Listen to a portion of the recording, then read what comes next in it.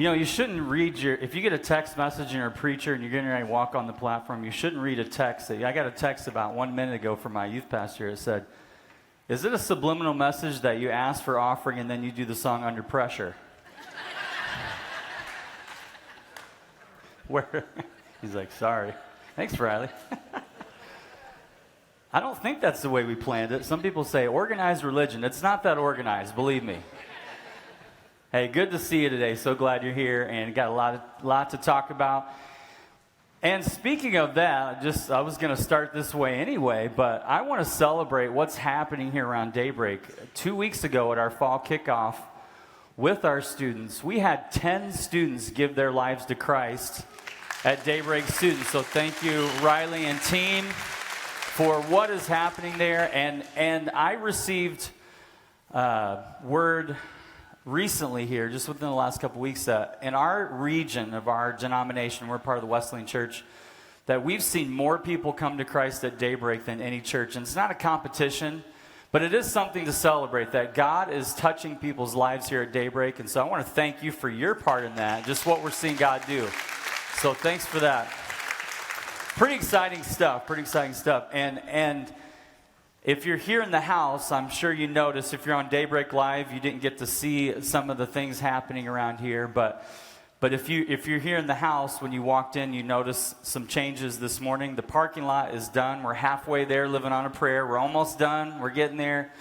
And we've been doing some renovations around the building, and those were planned to be done a couple weeks ago, but it's just the day in which we live, right? Nothing's happening on time. So it is happening, but we're excited about the changes here. But just thank you for your part in what is happening here at Daybreak. So many people's lives are being changed. And this week, we were able to spend a little bit of time as a staff out of town just for a couple nights and talk about the upcoming year and what God's doing. And we're planning some really incredible things. And I want to thank our staff here. Our staff is an incredibly hardworking group of people that care so much about you. And so, yeah, thanks to our staff. And I want you to know, as our congregation, as church family, that we prayed over every single one of you by name this week. And we're thankful for you, and we want to walk alongside you in this journey. And I know some of you, many of us are here. And if you're on Daybreak Live, I want to thank you for your part as well in the Daybreak Church family. We're all going on this journey together, and wherever you might be on that journey, we are here to help each other move forward. And we just had a great time. Now, things are kind of happening back to back here. And for those of you that are people that pray for Daybreak, pray for our elders. We leave this afternoon for our elder retreat that we do every year. So we leave tonight for that as well. So just be praying for our elders, and that God would be speaking to us and giving us his direction as we move forward here at Daybreak. And let me mention that next week we've got something really special. I wanted to announce it personally, that our founding leader and visionary and pastor, Wes, for the first time since he's transitioned into retirement, will be stepping onto this stage. And it's unique. Wes is releasing an album, and it will be released next week, of some of his favorite gospel songs. And he's been working on this for a long time, and some of the Daybreak band and studio has been involved in that. And so he's going to be sharing some of that with us next week. And it'll be his first time back on the stage, and I hope we can just give him a great welcome when he's with us. So just get ready for that, and get ready to hear that good old soothing Wes Dupin voice that's going to be singing to us next week. So, and wasn't last week incredible? What God shared through those two men. I tell you, I've heard from so many of you, and it is a story that can make your hair stand on end. And it's the story that God writes and is writing in this world. And if there's anything, if you weren't here or didn't hear that, please go back and find that on our website and listen and watch that message. It was just an incredible example of how God can do things so far beyond us. And that's where we're going today, is what can God do in our lives when things don't really maybe seem to be going in the right direction. This series is called Dreamer. And in this series, we're starting here week 3. So tomorrow, if you have your growth guides, and if you don't, I want to encourage you to pick one up. We'll start week 3 tomorrow. But as we're reading through this story of Joseph, this week, what we had to read in days 1, 2, 3, and 4 is what we're going to cover today. But if you've been reading, you know the story, and you know that Joseph is the central figure of this story from a human perspective. This is God's story. But in this story so far, we've seen that Joseph was the favorite son in a very dysfunctional family. And being the favorite, he was given this special robe that he wore that distinguished him and set him apart. And he didn't have to work like his brothers did. He was second to the youngest. And in this dysfunctional family, it got to the point where Joseph being the favorite, his brothers didn't like him. They turned against him. They pretended that he was dead. They sold him into slavery. And that's where we find Joseph right now at this moment. This has been a tough road for Joseph. Joseph at this point is, when this all started, was 17 years old. So very young.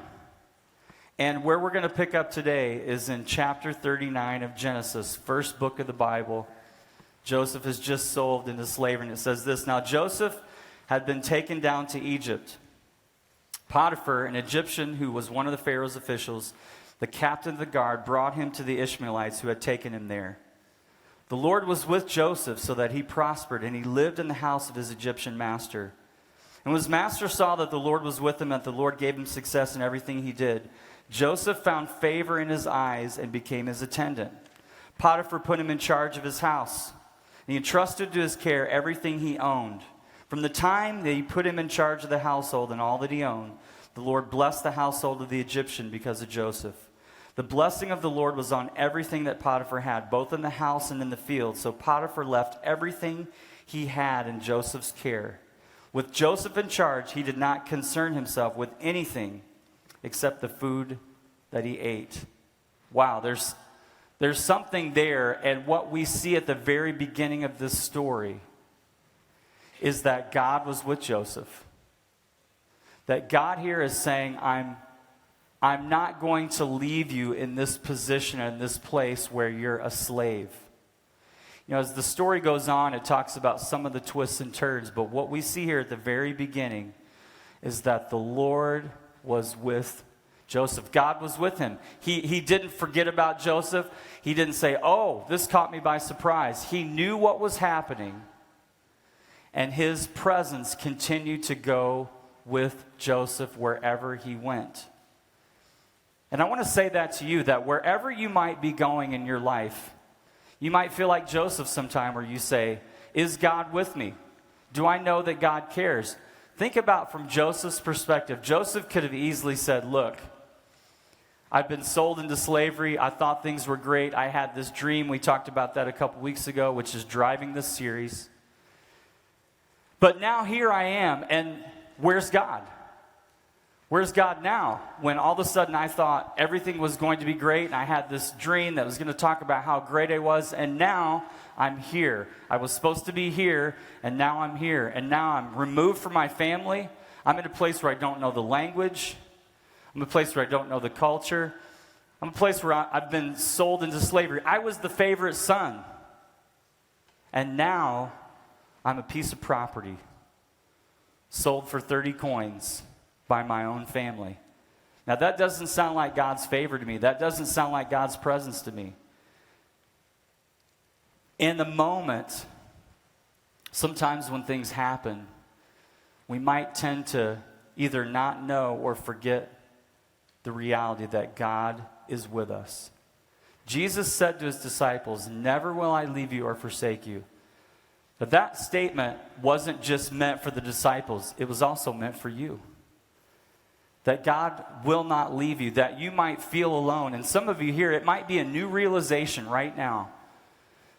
It might be a new realization where you say, I have really never known that God is with me. That may sound very basic, but God's presence is with you, because no matter where you are in your relationship with God, He's chasing after you.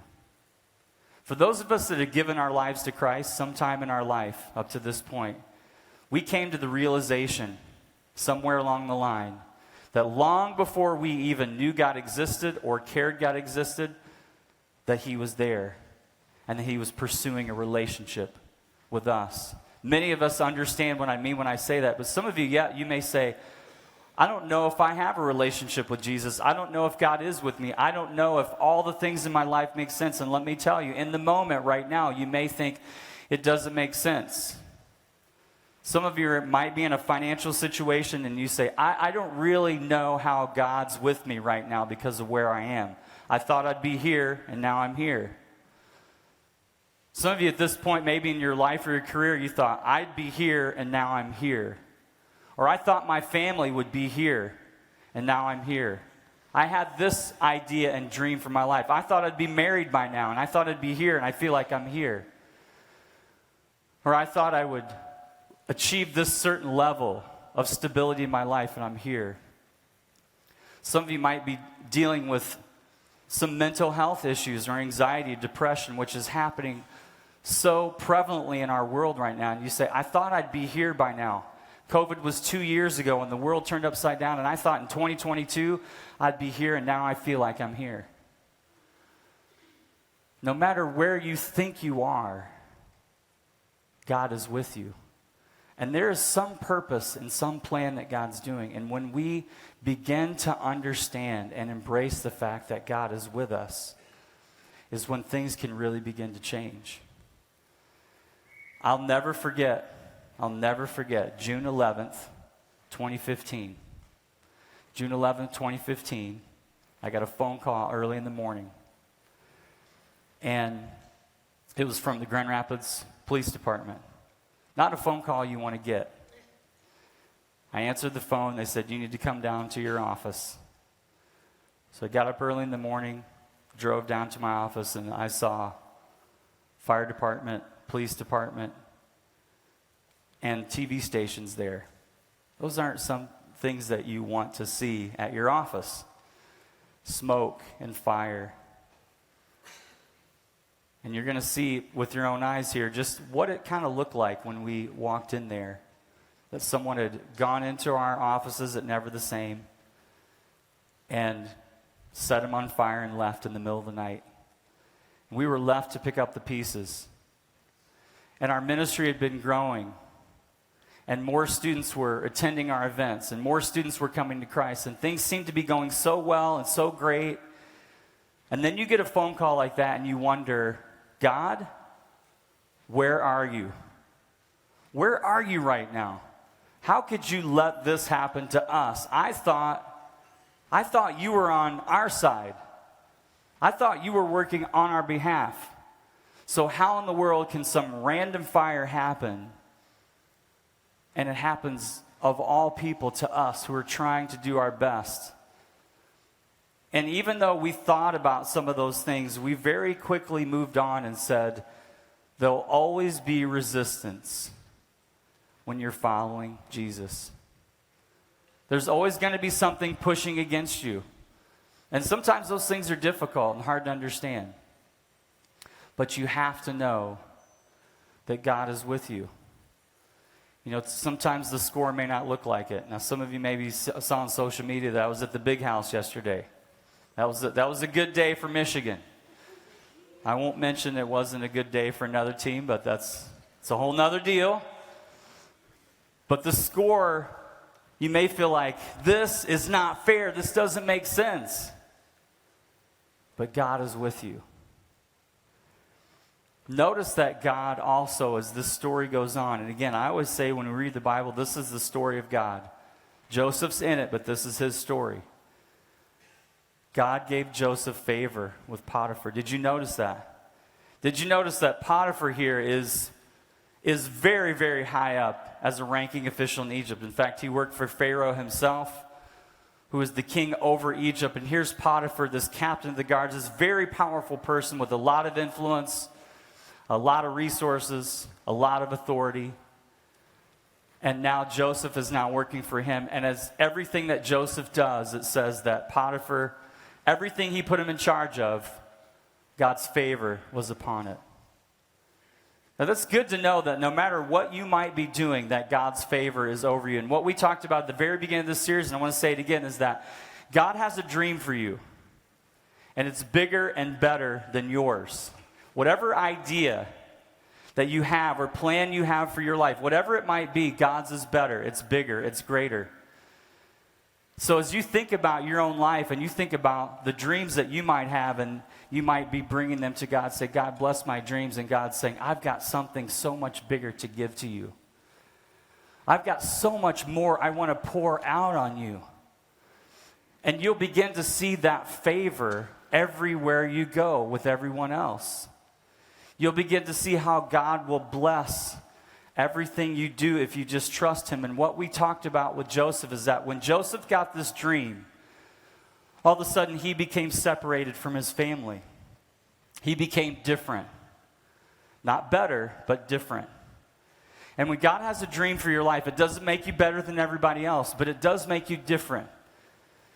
You know, what we found in life is that it's difficult sometimes to be different. It's difficult to stand out because there's something in every single one of us that wants to blend in. There's something in every single one of us that even though we want to stand out in some ways, we don't want to stand out in other ways. And let me tell you, when you begin to receive and accept God's dream for you, you will find that it will cause you to be different than everybody else. And there's a courage it takes to be different. One of the things I said to you a couple weeks ago is that people will accept you if you're the same. People want you to be like them. Hey, don't step out. Don't be different. It's comfortable here. Be with us. They'll reject you if you're different. But they'll respect you if you don't care. And some of you have spent so much of your lives caring about what everybody else thinks. You've spent your lives in fear thinking, well, as a student, if I stand out for my faith at school, then what will that mean for my friendships? If I stand up for Jesus at school, then will I have any friends? The man who stood on this stage last Sunday, his name's Matt Lockett, and when I was a brand new Christian, we were friends. We had become best friends in 7th grade, and right before our freshman year of high school is when God got a hold of my life. And I wanted to tell my best friend about it. And I thought, at the risk of our friendship, I need to tell him about Jesus. And we were in the astronomy club. I know, we were super cool. And we went outside, and we were looking at Halley's Comet. And as we were out there, I began to tell Matt about how important this new relationship with my Savior was in my life. And that's where his relationship with Christ began. And some of you, you're holding back on telling somebody else about Jesus because you're afraid of what they might think of you or how they might respond. And I'll tell you, I was so afraid. I was nervous. I was nervous to have that conversation because I thought, I might lose my best friend. We were the kind of people that kind of made fun of all the religious people. And I thought, can I take this risk? Some of you have been afraid to take risks because you think, well, what would happen on the other side? You see the divide and you want to step over in faith, but you think, if I do that, what will happen? And you care so much. If you stop caring and start believing and start risking and start seeing what God wants to do through your life, I'm convinced that many of God's dreams die because people care too much about what other people think of them. And don't let God's dream die in your life. And that dream will die in you. It will die in you if you allow fear of what other people might think about you. Don't be afraid to be different. Don't be afraid to be different at work. Don't be afraid to be different at school. Don't be afraid to be different in your family. Don't be afraid to be different in your neighborhood. Don't be afraid to be different in your relationships. Because God is just waiting for people that don't care what people think so he can see that dream come alive in their life. So we see that Joseph has found favor and God's presence is with him. And so let's pick up the story again just for a second here. It says, so Joseph was well built and handsome. Here we go.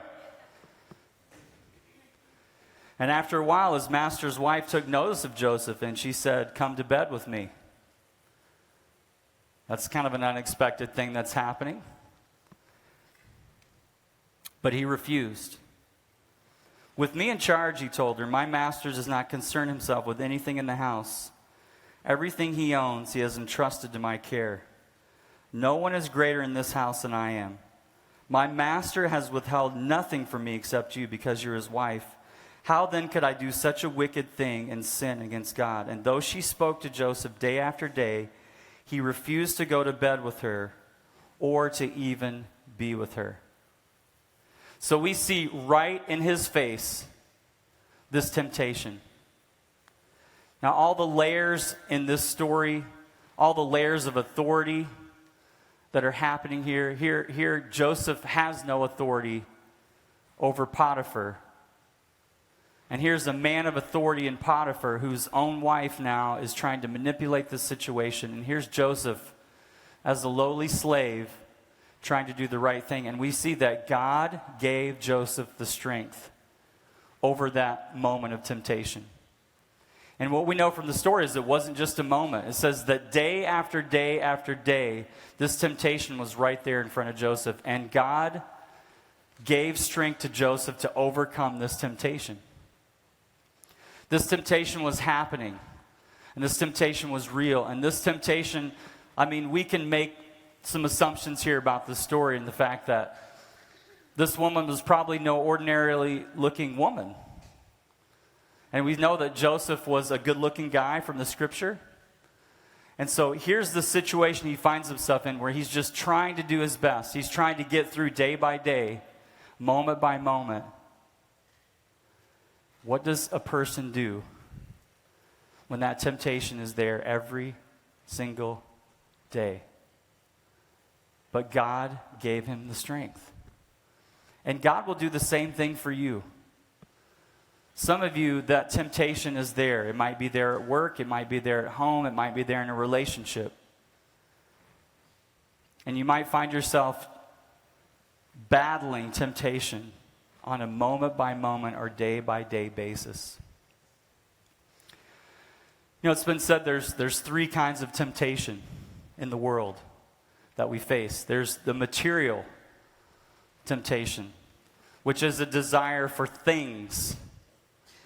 There's this personal temptation, which is a desire for power or a lust for power. And then there's a sexual temptation. It's a lust for physical pleasure. And we think about those kinds of temptations. One of the things about Daybreak is that we're real about stuff, hopefully. And this is real life.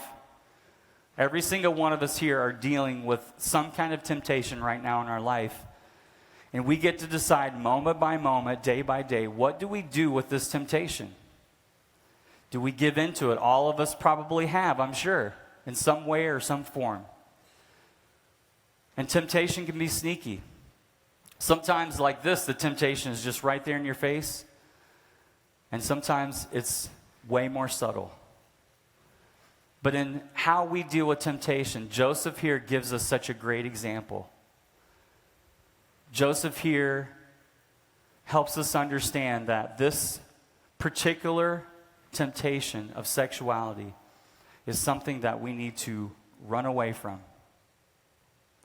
1 Corinthians 6, in the New Testament, which was written way later than what we're reading today, there's a man named the Apostle Paul, and he wrote these words to the early church after Jesus had lived and died and resurrected. He said, "Flee from sexual immorality. All other sins a person commits outside their body, but whoever sins sexually sins against their own body." That when you give in to sexual temptation, there is something unique. Now, you may have heard this saying that like, "Hey, Jeff, all sins are the same. It's all sin before God." Well, there's truth to that statement in theory. But if you really want to be real, and not just practically, but biblically, all sins are not the same. And I want to be clear about that you may think, well, I may struggle in this area of sexual temptation, I give in, but everybody's a sinner. And we can justify our lives. And believe me, we've seen so many people not trust the parameters that God has when it comes to sexuality. And when you start to veer out of sight of that, you're not just damaging other people. Here Paul says you're damaging yourself. You're sinning against yourself. You're bringing destruction in your own life. And in this area particularly, this encouragement, this instruction from Paul to flee, to run away, don't stay around it, don't mess with it, don't tease it, get away, get as far away as you can. Because if there's anything that will kill the dream that God has for you, and men, I want to talk especially and particularly to you, if there's anything that will kill the dream that God has for you, it's you giving into the temptation in this particular area. Now, it affects all of us, but I think particularly for men, this is such a real thing. And you're like, man, Jeff, you're super intense today. It's because this is so real. It's because so many families and lives and marriages and kids and companies and churches have crashed because someone didn't do what Joseph did and they gave in. Joseph refused. And this stuff is so real. And it's not something I feel like I can even bring humor to today because it's such a serious issue that our world deals with. And we live in a world that says, well, you know what? If that's what you feel. Now, let me just play devil's advocate for a minute and say this. Would there have been a day in Joseph's reality where he may have felt like giving in to this temptation? I would guess yes. Was there a moment where he thought, you know what, I've said no 50 times, and she looks good, and I'm just going to give in. If she asks one more time, I'm going to say yes. My guess is he probably wanted to, at least at some point. But that's where his feelings were guiding him. But he refused to do it. And that power comes from God. That power comes from a higher place. Because every single one of us in this room know what it feels like to give in to temptation. But if you're plugged into a higher power source, God will give you what it takes. Flee from sexual immorality. Don't stay around it. Do whatever you have to do. Get away from sexual temptation. You may say, Jeff, it's impossible in this world. It's pretty difficult sometimes. But bringing other people along the journey is one of the ways that you can find strength and help. John mentioned it earlier, 1 Corinthians 10, where it says, no temptation has seized you except what is common to mankind, and God is faithful. He will provide a way out. He's not going to let you be tempted beyond what you can handle, but when you're tempted, He will provide a way out so that you can endure it. I just feel like in this story, it just guides us in such a way to be real about where we are, because some of you, it just feels like the world and temptation is just pushing you all over the place. So it was a few years ago that one of my friends, Kyle Wood, and I, we went up to Grand Island, up near Munising, up in Lake Superior, and we decided to take our kayaks and circumnavigate Grand Island. Some of you maybe have been there, you might be familiar with it. We were told, do not do this. But we thought, hey, it's us, come on, we can do this. So we went onto the island, we spent 2 nights on that island, and we began on the southern end of the island, right into Lake Superior, and we headed up north on the west coast of Grand Island. We got up to the top. You're seeing some pictures here. And when I bought this kayak, it came with this compass, and I thought, what do you need a compass for, you know? But what I realized is when you're out in open water, a compass actually comes in pretty handy, because it tells you exactly where you need to go. Because you can get out in that water. If you get out in a big body of water like Lake Superior, you can get into trouble really fast if you don't have something pointing you in the right direction. So we got up to the top. As we kind of took a break and came down the east coast coming south, we started hitting some pretty intense weather and some pretty intense wind. And every time we would stop literally paddling just for a moment, we were finding ourselves going in reverse. The wind was so strong. And we got to this certain point, and there's no place to stop. We were told that, but we didn't believe it. We thought, there's got to be some place to stop. There is no place to stop, I'm telling you. We're kayaking by these huge 40, 50-foot cliff edges. And we got to this point where we could cut over to this thumb part of the island across the open water with the wind pushing us to our left. And we thought, can we do it? We wanted to give up. It was hard. It was difficult. And I'm not lying, being about 15 years older than Kyle. My goal is just to show him that I was the man. And as we were going, we decided, let's just cut over and go for it. And we got out in the open water. And I thought I knew where we were going. And I'm going to tell you, that compass on that kayak got us there. And we got there just in time before a storm came, and we got into our shelter and went to bed for the night. In your life, you need a compass. Some of you have been going through your life and you don't have a compass. You don't have what Joseph had. You've just been kind of doing whatever feels right and kind of going wherever the wind blows. And I'm here to tell you that your relationship with God is a compass. And some of you have treated your relationship with God in kind of this transactional way, like, well, if I do this and I want God to do this, but if I put up my end of the bargain, God better pull up his end of the bargain or I'm out. And my question for you is, if you've never found yourself in a committed relationship with Christ, is your relationship with God a transactional relationship or a transformational relationship? And what I mean by that is, you've kind of treated God like a cosmic vending machine. Like, okay, I'll go to church, I'll do whatever God says I need to do. But man, when I put in my coins, I better get what I ask for. I better get what I want. I better get what I think I need. And God's not that way. And if you're married, you know that marriages don't work that way. It's not about the transaction. It's about God transforming your life. If you're here this morning and you've never made that decision, I want to give you an opportunity. You need a compass in your life. You need a compass to guide you. Now, some of you have made that decision in your life. Well, let me ask you this. Is your life based on your circumstances or your mission? Is your life circumstantial? Like Joseph, we know that he believed in God and he heard this dream.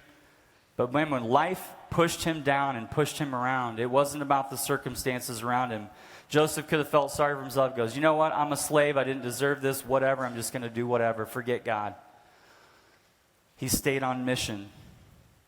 Wasn't based on his circumstances. Some of you, your faith has been based on your circumstances. Well, man, it's just been tough.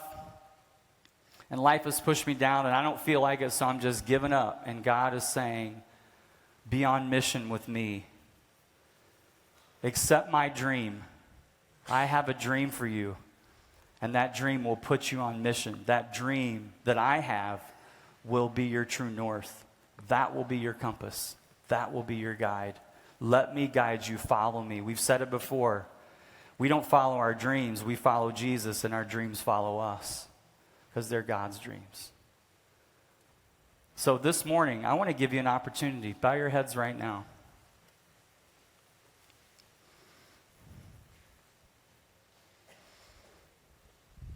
And if you're here this morning, you say, I have never made that decision to follow Christ. And if you're on Daybreak Live, I'm speaking to you too. I've never given my life to Christ, but I want to make that decision for the first time today.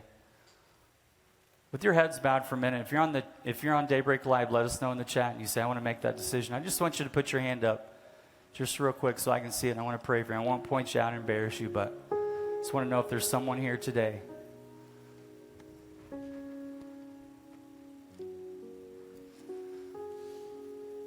And if you're here this morning and you've made that decision, but you say, I've just let the circumstances of life just push me around, and I want to live on mission, I want to pray a blessing for you right now. Lord, I pray your blessing over anyone here listening that needs to live their life on mission with your purpose, with your dream. Thank you, Lord, for how you're speaking to us this morning. Thank you for your goodness and your mercy. If someone here is struggling with temptation, Father, help them to take the truths that we've read from the Bible today. The truths that no temptation is unique, but there is a way out because of your faithfulness. Thank you. Thank you for what you're doing. Thank you for how you're helping us. Give strength to my friends today in Jesus' name. Amen.